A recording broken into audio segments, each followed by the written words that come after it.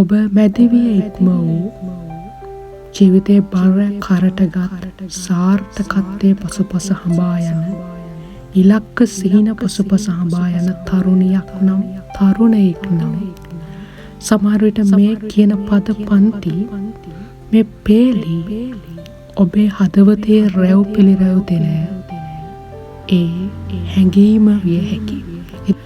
ආදරණීය සහෘද රසික හිතවතුනි, අද අප සාකච්ඡාවට විවරණයට ලක් කරන්නේ මහගම සේකරගේ අග්‍රගණ්‍යම සාහිත්‍ය කෘතිය ලෙස අවිවාදයෙන්ම පිළිගැනීමට ලක්වන ප්‍රබුද්ධ පිළිබඳවයි.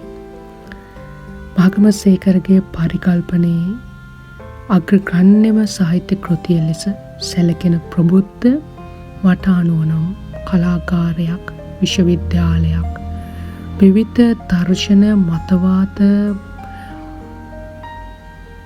ආදීන්ගෙන් පරිපූර්ණ වූ දවසක්, සතියක්, මාසයක්, අවුරුද්දක් වුවද කතා කළ හැකි ඒත් ඉවර නොවන්නා වූ මහා දාර්ශනිකත්වයෙන් හෙබි අනගිභවනීය සාහිත්‍ය කෘතියක්. ඉතින් එවන් අනගිභවනීය සාහිත්‍ය කෘතියක් විනාඩි 5කින් 10කින් කතා කළ ඉවර කරන්නට උත්සාහ කරන්නේ නම් මාය දකින්නේ අසාධාරණයක් ලෙසයි.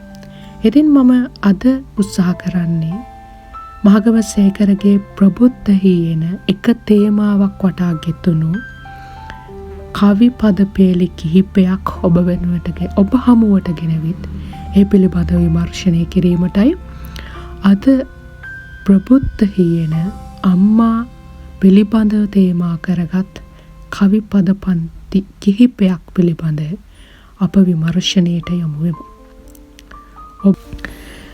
ප්‍රබුද්ධ සාර්ථකත්වයෙන් හිනි පෙත්තටම නගිනවා. නමුත් ඔහුට එක මොහොතක දැනෙනවා ඒ ලබාගත් සාර්ථකත්වය හරිම අස්තීර, මේක හරිම පිළිකුල්, මේක හරිම ගඳ ගහන, කිසිම මේකේ සාරයයි කියලා ගන්න දෙයක් නෑ කියලා ප්‍රබුද්ධට අවබෝධ වෙන ඔහු සාර්ථකත්වයේ හිනිපෙත්තටම නැක්කා. මම හිතන්නේ ප්‍රබුද්ධ හරි රසවත්. ප්‍රබුද්ධගේ ප්‍රබුද්ධ පොතේ පළවෙනි කොටසේ පෙන්නනවා ප්‍රබුද්ධ අතිශය සාර්ථකත්වයට පත්වෙන ආකාරය සහ ඒ සාර්ථකත්වය පිළිබඳව ඔහු නැවත පිළිකුලට ලක් කරන ආකාරය. ඉතින් අපි ඒකත් දවසක කතා කරමු. හරිම රසවත්. අද අපි අම්මා ගැන කතා කරන්නේ. ඉතින් ප්‍රබුද්ධට සාර්ථකත්වයේ පසුපස හඹාගෙන යනකොට අම්මව මග ඇරෙනවා. ඔහු නැවත ඇවිල්ලා අම්මව බලන්න එන්නේ සජීවී අම්මගේ දෙපා මුලට නෙමෙයි. ඔහුට එන්න වෙන්නේ නිල් උඳු පියලිය වැවිච්ච ඒ මත පුංචි සුදු පාට මලක් පිපුණු අම්මගේ සොහොන් පිට්ටනියට. ඉතින් කවියා හරි අපූර්වට මේක ඉදිරිපත් කරනවා. ඔබා දෙදෙන නිල් උඳු පියලි බිම මත වැන්දේය ඔහු බැති සිටින් අම්මා වැළලු තැන මහ පොළවට. මේ මහ පොළව කියලා කියන්නේත් එක්තරා විදිහක අම්මෙක්. අපිව දරාගෙන ඉන්න අම්මෙක්. ප්‍රබුද්ධගේ වැදූ මව දැන් සැතපෙන්නේ ඒ මහී කාන්තාව මත. ඉතින් මහා ආදරයක්, මහා භක්තියක් පෙරටු කරගෙන ප්‍රබුද්ධ අම්ම වලලපු නිල් උදු පියලිය වැවිච්ච සුදු පාට මලක් පිපිලා තියෙන ඒ බිමට වන්දනා කරනවා තමන්ගේ අම්මව මෙනෙහි කරමින්. එතන කියනවා පිපිලා තිබුණි එතන සුදු පාටට නමක් නොමැති පුංචි මලක්. සිම්බේ ඔහු එමල නමා හිස. අම්මගේ හිස සිඹින්න ඔහුට එන්න බැරි වුණා. අම්මා ජීවතුන් අතර ඉන්නකොට අම්මා එක්ක ඇවිල්ලා සිප වැළඳ ගනිමින් ආදරයෙන් ඉන්න ඔහුට බැරි වුණා. ඉතින් ඒ නොහැකී වුණු ඒ හැඟීම හිතේ පෙරටු කර ගනිමින් ඔහු එතන පිපිලා තිබුණු නමක් නැති පුංචි මල අම්මා කියලා හිතමින් ආදරෙන් සිබිනවා. මෙතනදී මේ කවියා නමක් නොමැති පුංචි මලක් ලෙස සංකේතවත් කරනවා ඒ මියගිය ආදරණීය මව. ඒ මවගේ තියෙන ගුණය, ඒ මවගේ තියෙන ආදරය පුංචි මලෙන්, සුදු පාට පුංචි මලෙන් කවිය අපූර්වට සංකේතවත් කරනවා. ප්‍රබුද්ධට මතක් වෙනවා අම්මා කොහොමද තමන්ව හැදුවේ, අම්මා කොහොමද තමන්ව මේ තත්වයට ගෙනාවේ කියලා. ඊට පස්සේ කවියා කියනවා දස මසක් කුසෙහි දරා සිට මා ලොවට වැදු අම්මා ඔබය. කෙලවරක් නොමැති දුක් දරා විඳ මා ලොවට හැදු අම්මා ඔබය. අම්මා මාව වැදුවා. දස මාසයක් දුක් විඳලා. ඒ විතරක් නෙමෙයි, අම්මා මාව හැදුවා. දශක ගණනාවක් දුක් විඳලා මගේ අතපය ශක්තිමත් වෙනකන්, මමගේ ජීවිතයේ ස්වාධීනත්වයට පත් වෙනකම්. ඉතින් මේ කවියට ඒක මතක් වෙනවා. අතීත වර්ජනයකේ දෙනවා කවියා කොහොමද අම්මා මාව හැදුවේ, කොහොමද අම්මා මාව වැදුවේ කියලා. කවියා කියනවා අඬන විට මා කුඩා අවදියේ බඩගිනිව තම්බා බතල දලු ලුණු දියර ඉස පොල්ගා මුසු කොට කවා බඩගිනි නිව් අම්මා ඔබය. කවියා ව්‍යංගාර්ථයෙන් කියනවා කොයිතරම්නම් දුෂ්කර, කොයිතරම්නම් දුප්පත් ජීවිතයක්ද මේ අම්මට තිබුණේ. බඩගිනි වෙලා පුංචි පුතා අඬනකොට කවන්න වත් තිබුණේ නැහැ. ගෙදර වත්තේ වැවිච්ච බතල වැලක් තිබිලා ඒ බතල වැලේ දලු තම්බලා ඒකට වෙන දාලා දෙන්න දෙයක් තිබුණේ නැහැ, ලුණු දාලා තමයි කැව්වේ. ඉතින් ඒ තිබුණ දුෂ්කර බව, ඒ කෙව්ව දුෂ්කර ජීවිතය කවිය හරි අපූර්වට මේ බතල දලුයි ලුණුයි ඉහලා කැව්වා කියන එකෙන් සංකේතවත් කරනවා. ඒ විතරක් නෙමෙයි, කවියා කියනවා කොහොමද අම්මා ජීවිතේ ගැට ගහගත්තේ කියලා. උයා උදයෙන් නැගිට කඩයප්පන් තබාතේ කඩෙහි ලබා ඉන් ලැබෙන සුළු වට්ටම් ජංගි ඇන්දූ අම්මා ඔබය. අම්මා ලොකු රස්සාවක් කරේ නැහැ. අම්මා කරේ උදේට ආප්ප ඉන්දියාප්ප හදලා කඩවල් වලට දාලා ඒ ලැබෙන සුළු වට්ටමින්, ඒ ලැබෙන සුළු මුදලින් තමයි තමන්ට අවශ්‍ය ආහාර පාන ටික, තමන්ට අවශ්‍ය ඇඳුම් පැළඳුම් ටික අරන් දුන්නේ. කවියා කියනවා ලබා ඉන් ලැබෙන සුළු වට්ටම් ජංගි ඇන්දූ අම්මා ඔබය. මේ අම්මට ලැබෙන පුංචි මුදලක් හැබැයි වගකීම් යුතුයකම් අමතක කරේ නැහැ. ඒ ලැබෙන සුළු මුදලිනුත් තමන්ට ජංගි ගෙනල්ලා ඇඳුවා, තමන්ව ලස්සනට සැරසුවා, තමන්ගේ බඩගින්න නිමුවා කියලා කවිය මතක් කරනවා. ඊට පස්සේ කවියට මතක් වෙනවා මෙන්න මෙහෙම. ගල්වා ඉසෙහි තෙල් යහමින් එල්ලා කරේ පංචායුධය අල්ලාගෙන අතින් මා පාසලට එක්ක ගිය අකුරු නූගත් අම්මා ඔබය. මං හිතන්නේ මේක හරි ලස්සනයි. අම්මා අකුරු දන්නේ නැහැ. අම්මා ඉස්කෝලේ ගිහිල්ලා නැතුව ඇති. හැබැයි අම්මා දන්නවා ඉගෙන ගන්න එකේ තියෙන වටිනාකම. ඉතින් පුංචි පුතාගේ ආරක්ෂාවට කරේ පංචායුධයක් එල්ලනවා. මේ ඉන්දියාප්ප විකුණලා එදා වේල සරි කරගන්න අම්මා පුතාගේ ආරක්ෂාව ගැන හිතනවා, පංචායුධයක් එල්ලනවා. පුතාගේ ලස්සන ගැන හිතනවා, පුතාගේ ඔළුවේ තෙල් යහමින් ගාලා ලස්සනට කොණ්ඩේ පීරනවා. අල්ලාගෙන ගිහිල්ලා පාසලට එක්කගෙන යනවා. අම්මා අකුරු දන්නේ නැහැ. හැබැයි පුතාට අකුරු කියන්න අම්මා මහන්සි වෙනවා.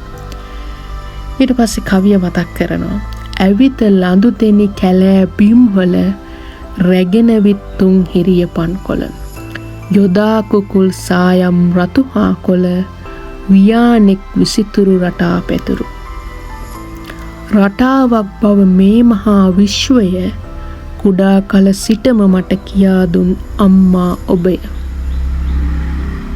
අම්මා මොකද කළේ? ලදු දෙනි කැලෑ බිම්වල ගිහිල්ලා තුන් හිරිය පන්කොළ අරගෙන ඇවිල්ලා ඒකට පාට කුකුල් සායන් දාලා පැදුරු වියන් නැති, වට්ටි වියන් නැති, ඒකෙන් ආදායම සරි කරගන්න නැති. ඉතින් කවියට මතක් වෙනවා මේ ජීවිතය ගැන. මේ අකුරු නූගත් අම්මා හරි අපූර්ව පාඩම් මට කියලා දුන්නා නේද කියලා. මං හිතන්නේ වැදගත්ම කවිය ලස්සනම කවිය තමයි ඉස්සරහට කවිය කියන්නේ. මෙන්න මේ කවිය. කවිය කියනවා හරි අපූර්වට අම්මා අකුරු දන්නේ නැහැ. හැබැයි අම්මා ජීවිතේ දන්නවා. මම අකුරු දන්නවා. මං ගාව සල්ලි තියෙනවා. ජනප්‍රියත්වයේ තියෙනවා. මිල මුදල් තියෙනවා. හැබැයි මට මග ඇරිච්ච දෙයක් අම්මා ගාව තිබුණා. අම්මා දැනගෙන හිටියා කියලා. කවිය මෙන්න මෙහෙමයි කියන්නේ.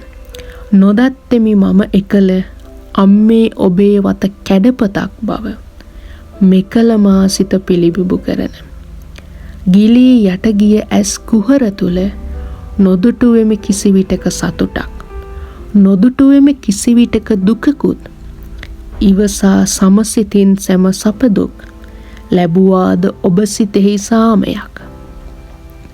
අම්මගේ ගිලිලා යට ගියපු ඇස් කුහර ඇතුලේ සතුටක් දැක්කේ නැහැ. අම්මා මහ හයියෙන් hina වෙලා සතුටින් හිටියා මම දැක්කේ නෑ.